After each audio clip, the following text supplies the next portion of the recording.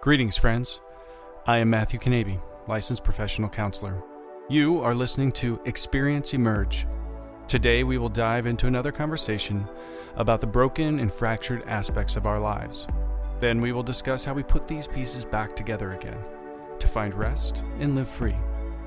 C.S. Lewis once said, "Miracles are a retelling in small letters of the very same story which is written across the whole world in letters too large for some of us to see." In today's episode, we are going to explore a story in hopes to gain a little bit of perspective on those larger letters.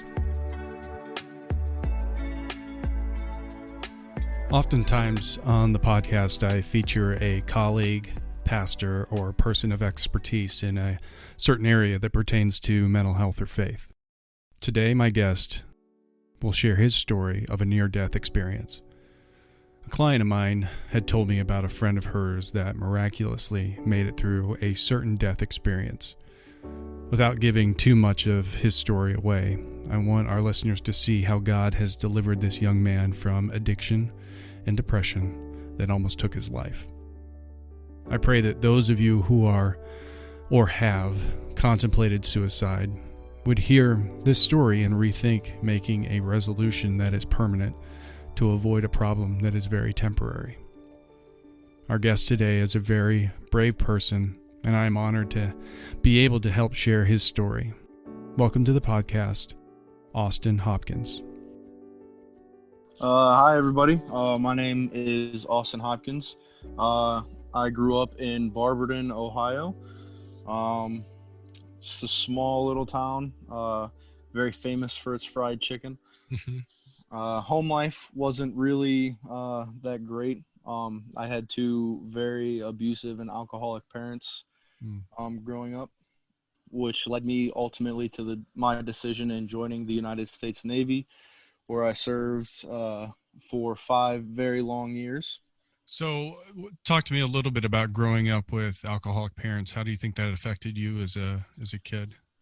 I don't think, well, looking back on it now, obviously it had a huge impact, but during the time, I didn't feel like I was any different from any of the other children that I went to school with or that I hung out with, just because I had been used to it for so long.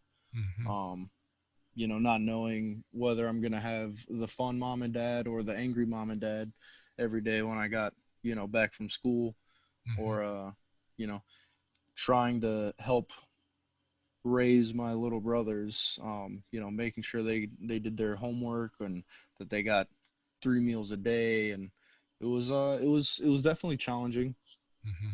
Looking back on it now, how do you think that might have affected you now that you're older? I think that it has definitely helped grow me to be more mature. I definitely tend to be the more responsible person in my friend group. I definitely have learned a lot from my parents, whether that be good or bad. I definitely try to take the good out of every situation now, for sure, though. Yeah. And then you said the Navy for 5 years. What was your experience Correct. like there? Well, my experience was a little bit different than I guess the typical sailor. I was selected right out of boot camp to do a 2-year stint in the United States Navy Ceremonial Guard. So while I was there, I went through basically another boot camp as soon as I got there.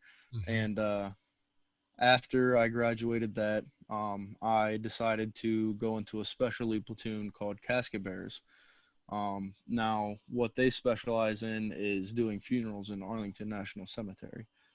So any active duty sailors or any retired sailors who pass away, they get buried in Arlington, and that was part of my job. I also got to do some pretty cool stuff at the Tomb of the Unknown Soldier. I laid wreaths there for President Obama several times, several high-ranking officials from foreign countries that would come and watch the ceremonies. So that was a pretty cool job. Yeah. So in your time in the Navy, looking back, was that a good era? Was that a good time of life, or was that something that was difficult or hard to recall? So during that time, they go through a very intensive training regiment. Hmm. Um, and so they basically turn you into an emotionless machine. And I didn't realize that it was happening at the time, just because the training is so good. But to be able to do 4 or 5 funerals a day every day, like that's just what you have to be. You have to be emotionally detached. So at the time, it was definitely fun, but it definitely ultimately ended up leading to a lot of poor life decisions that I'm still trying to recover from today. So then, after the Navy, what was life like for you? What did it look like?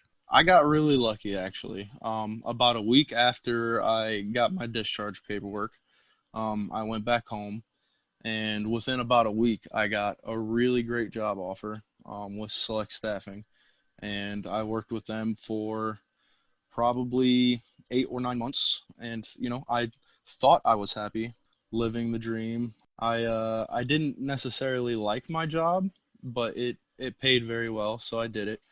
Until it got to the point where I just was in this place of just uh, solidarity and aloneness almost. And how long were you out of the military before leading up to the event that we're going to be talking about? How much time took place between those times?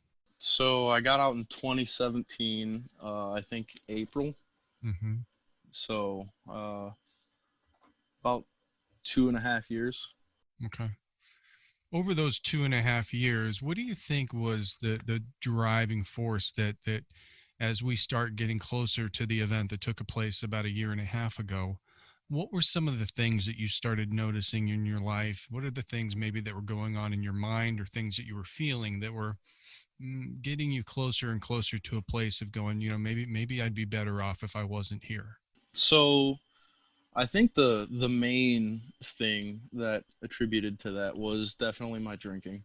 Hmm. I was already a pretty heavy drinker in the Navy, but then once I got out, I started drinking basically every day from the time that I would wake up until I would either pass out or stay up drinking. Just because I didn't sleep well a whole lot. I had a lot of mental issues going on. Um, I had never been to a therapist, but now that I have obviously gone through counseling and everything now, I was suffering from PTSD at the time, and I was slowly but surely pushing away everyone that loved me.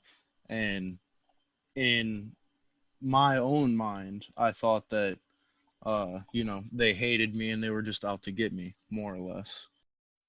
So after going to counseling, you noticed that there was some PTSD that was going on at the time.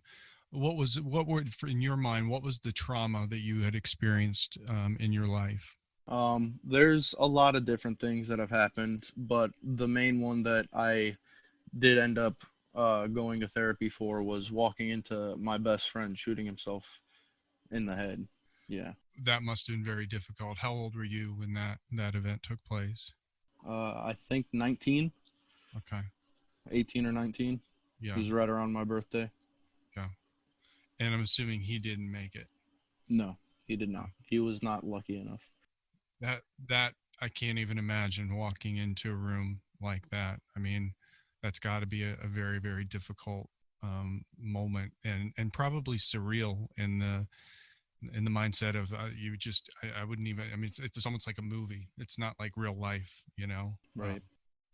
So and then the drinking starts to progress after the Navy, and what I guess we're leading up to is about a year and a half ago, a pretty major event took place in your life. Can you talk to me about maybe a day or 2 days leading up to that event where you really made a decision and the outcome became very different than maybe you had anticipated? Talk to me about those couple days leading up to that event. So I think ultimately I wasn't really planning on going through with it. Because the night before I had spent the night over one of my really close friend's house. We just hung out all night until it was like 2 or 3 in the morning, I think. And then I remember it clear as day. They told me like if I ever need anything to let them know, and I was like, yeah, whatever, man. Like you got it. Mm-hmm. So I left their house. I went back to my place, and I had an early day the next day because it was my little brother's graduation party from high school. So I wanted to get home, get some rest, be able to get up in the morning and go help set up everything. And it was, I mean, it was, I had no idea that I was going to be in a place where where I'd want to take my own life. Mm-hmm. So it kind of surprised you. Yeah, absolutely. And so then take me through those next couple hours and moments, and then what led up to the event where you had kind of gotten to the place where you were pretty determined to follow through with suicide. How did we get to that place? So, like like I said earlier, the day of the events was my little brother's graduation party. So I got there relatively early in the morning, like 7 or 8 o'clock, to help set up. The entire party was a blast. Everyone was having fun. It was a great time. Um, I was casually drinking throughout the day, and I stopped around 1 or 2 o'clock just so I could be sober enough to drive home. And then once the party was over, I headed back to my house, and that's when I don't know why I just started drinking a little bit heavier than I normally do. I started drinking liquor, which is never a good thing for me personally. Mm-hmm. Um, so I started to continue to drink liquor. And there was a bar not too close from my house, so I decided I'd walk down there and have a few drinks. So I go down to the bar. I see a bunch of my buddies. We're hanging out, drinking, having a good time. Couple hours go by, so I decide to go back to my house, and that's kind of when things start getting a little fuzzy. Mm-hmm. Um, I uh, I start to get in this really bad mental place. Um, about earlier, the whole my friend shooting himself thing Mm-hmm. kept playing over and over in my head, and so I unfortunately did a very stupid thing, and I started driving around. Went to go pick up another case of beer, and I was drinking that while I was driving. Um, and eventually, at some point during that whole driving around in my altered state of mind, I obviously wasn't thinking clearly, and it led me to the point where I was just going to end it. I Mm-hmm. had had enough. I wanted to see all of my friends who were dead. Like this was it. And so at that time, what did you decide to do? So I went over to my friend's house because I don't personally own a gun. Mm-hmm. I went over to my friend's house and grabbed her gun out of the safe that it was in, and then I just started driving around very recklessly. And thank God that no the family that I rear-ended wasn't hurt, Mm-hmm. because I don't think I'd be able to live with myself if they were. Um, but I ended up rear-ending someone. I was somehow conscious enough to pull over to the side of the road, and that is when I put the gun in my mouth and pulled the trigger. And then what's your next recollection after that moment? Um, I don't remember any of the hospital trip, so the next recollection would probably be at the hospital. when I woke up and I saw one of my best friends standing over me in the bed, and she was just sobbing. Yeah. And I had no idea what happened. I thought I had just gotten into a bad car crash. Yeah. So at that moment, how much time had gone by from the accident and the gun to when you kind of came to? Like, what kind of timeline are we looking at? Surprisingly, only about 2.5 months, which is pretty remarkable. So you were essentially in a coma for 2.5 months. Yeah. Yeah. So you came to. What's it like to come to and realize 2.5 months have just gone by, and you have very little recollection of what happened right before? It's it's pretty scary, man. I'm not gonna lie to you. It's definitely a life altering kind of realization, for sure. Hmm. In that moment that you kind of come to and you see your friend there, did you start putting pieces together and realize, oh my gosh, I tried to follow through with suicide and I'm still here? Like, did any of that cross your mind? Um, Not at that particular moment because I was still very drugged up. Mm-hmm. Obviously, because of my condition, they had to have me on a lot of medications. I think it was a couple days later when someone finally was like, "Yeah, hey man, like you shot yourself," and that's when I was like, "That's insane. I would never do that." But I've got the hole in my mouth to prove it. Yeah, I was going to say, can I, how did you not kill yourself? What did doctors say about the reason you're still here when you put a gun to the top of your mouth? That's remarkable. Yeah, no, no doctor was able to explain it. Um, I'm still considered a medical anomaly. Um, but I truly and wholeheartedly believe that the only reason I'm still here is because God has something that He wants me to do, Yeah. and my job on this earth has not been fulfilled yet. I think that's the only reason. I know that's the only reason I'm still here. Yeah. When I got a chance to hear your story, I didn't buy it. I didn't believe it. I'm like, there's no way. I mean, this is like one of the most incredible things ever. And the fact that, I mean, I'm sitting here looking at you and would never know that you had taken a gun to the roof of your mouth. I mean, it looks like you had no damage or anything. It's pretty incredible. Can you tell me? So then, how long were you in the hospital for that whole duration? So from the time that I was like fully conscious and off medications to the time I was discharged was I think 2 weeks. Wow. And then what? I mean, Um, how do you go back to? I can't even imagine. It's like, all right, I shouldn't be here. I've been in a coma for 2.5 months, and now 2 weeks later, I'm back in the world. yeah. So no, I got sent home. Unfortunately, I don't want to say unfortunately.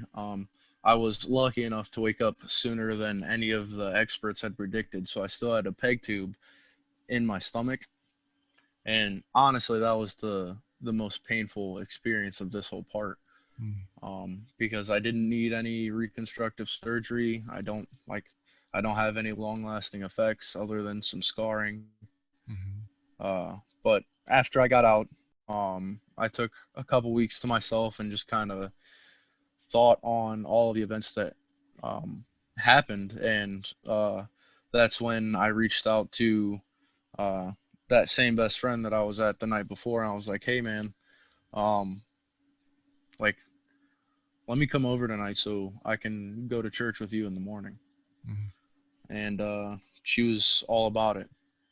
Um, Now, just a little backstory, obviously. My life with Christ has been very wishy washy for me. I know He's always been there, but obviously, during my whole military career and then the events that happened afterwards, I thought that He had abandoned me. which was obviously not the case. Sure. Um, so I think that this was just his way of letting me know that I've got a purpose here and that I need to live my life for him. Yeah. Do you feel like over the last year and a half, a lot of things have kind of changed in your perspective, in your mind, and the way you look at life? There's got to be a lot of, when you come face to face with death like that, and then all of a sudden wake up from it, especially when doctors are saying, yeah, he's not going to wake up anytime soon. And I mean, all of this stuff that you're sharing is a miracle. How does that then change your walk, your faith? How does that then change the way you look at the world, and kind of how each day is a blessing? I'm like a completely different person. The person that you're talking to right now is just so better in every way than the Austin that shot himself. Hmm. I mean, I just appreciate everything, man. I'm thankful for every day that I wake up. I'm thankful for just everything. I appreciate the little stuff. I'm able to go outside and just smell the fresh air and look at the leaves and the stars at night and just really just like truly soak it in and love it every second of it. Yeah. Um, I was going to ask you about moving forward. Like, what are some things that you would like to share with people who might be experiencing some of the things that were going on in your mind leading up to that night? Things are what takeaways do you think would be beneficial for people to hear about somebody who's really kind of gone to that part of the edge? So definitely number one is you are never alone. There's always going to be at least one person that is going to want to listen to whatever you've got to say. Um, and to anybody listening, obviously me, I'm always here, but God is always with you. Don't ever feel like you're alone. I know that sometimes it feels like he is missing from your life, but he's not. And I know it's going to sound cheesy, I guess, but just take the second to let people know you're struggling.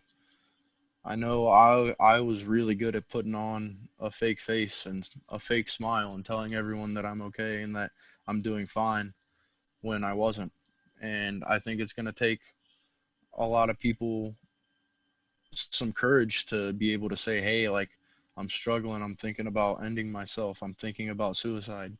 And I just want to let everybody know that it's not worth it.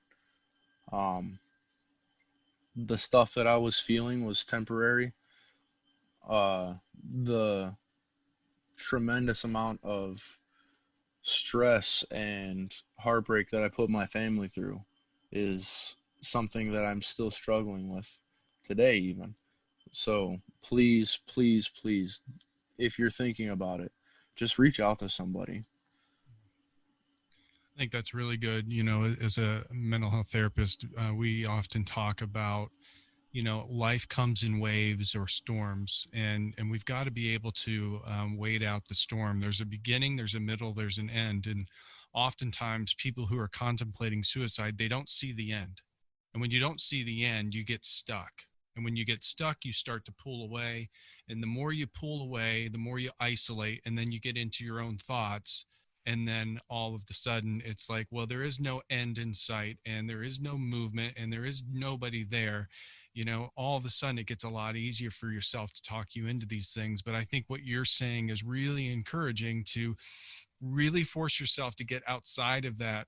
Find the people around you who care about you, reach out to somebody, and at least let somebody know so that they can maybe let the people who are experts know, or let the hospital know. But really, I mean, so much about the experience that we have on this planet, it's about connecting and communicating with others. And when you're hurting and you're not doing that, you're really only hurting yourself even more. Absolutely. It's really good. And then it sounds like for you, this was a really a twofold issue. Is there was an addiction problem, that really kind of led to then this psychological or mental issues. And I think we see that a lot, that, probably, and I'm going to go out on a limb because I don't know you that well, but I'm going to say there probably were some underlying issues going on for a long time, that the drinking was kind of the way of soothing that, or the band-aid that we were putting on. The problem is then with all of that drinking, you get yourselves into place where your mind is not operating in a healthy manner. Can you talk a little bit how those two are correlated, the mental health and then the addiction part? Yeah, absolutely. So obviously through my extensive therapy and counseling sessions, I have learned very much about substance abuse and mental health issues. They are definitely best friends, so to speak. Yeah. Um, so with me, I was using alcohol as a coping mechanism. Anytime anything ever went wrong in my life, the first thing I turned to was a drink. And that's obviously not healthy for a plethora of reasons. Um, but uh, doesn't matter what the substance is. It could be drugs, it could be alcohol, it could be sex, it could be anything that is uh, unhealthy in extreme doses. Yeah. Um, so definitely, I know therapy is a little pricey, but just you gotta reach out to somebody. Now that I actually just hit my 1 year sober anniversary a couple days ago. Oh man, So congratulations. yeah, thanks. That's Um, awesome. so I know that there are a lot of people out there struggling right now. I'm just begging and pleading you to not be alone. And I know how difficult that can be. Trust me, I know. Yeah. Um, but even if it's just picking up the phone and calling just a random number in the phone book, it doesn't matter. You Right. just got to reach That's out the to last somebody. resort. That's right. Yeah. So, Austin, talk to me a little bit about what the future looks like for you. What is things moving forward now that you've got this kind of second gift of life? What does life look like moving forward for you? So, life moving forward, uh, definitely I'm going to start taking the next level in my faith. Whether that, I mean, I already volunteer at my church, so I think just going out of my way to make extra time to pray during the day, be more successful in my job, Mhm. uh, do more volunteer work. I really want to give back to people who have lost so much, and I think that's why I'm starting to share my story. Is that if I could help at least maybe one person, like not attempt it, I Mhm. think that that's definitely a win in my book for sure. Man, I think your story is incredible. And I really wanted, being September is the month of Suicide Awareness Month. And that's why we're focusing on your story. And, we'll have another episode from a clinician's perspective on suicide prevention. I just, I'm so thrilled that you and I were able to have this conversation, that you're here, that you're alive, that night a year and a half ago didn't go in a different direction. And it sounds like to me, God just really intervened and a miracle happened. And you're here to tell a story that most people don't have answers for. I think that's a beautiful story. I'm so sorry that it got you to the point that you were so low, and got to a point where you had contemplated and in fact, pulled the trigger. But I think your story is so powerful to so many people because we don't often get to have the conversation with somebody who has gotten that far into an attempt. We talk a lot about suicidal ideation, but when you put the action in and you followed through and you're here to tell your story, that's a really powerful thing. I appreciate you, spending time being so candid on our show, and open with your story. I think it's really powerful. I appreciate your time, man. Yeah, absolutely, not a problem. Thanks for having me. Absolutely. Is there anything else you'd like to share before we end the program? It takes it's a lot easier to shut yourself out. Just strong people reach out. Yeah. And I want everyone who's listening to this to be strong.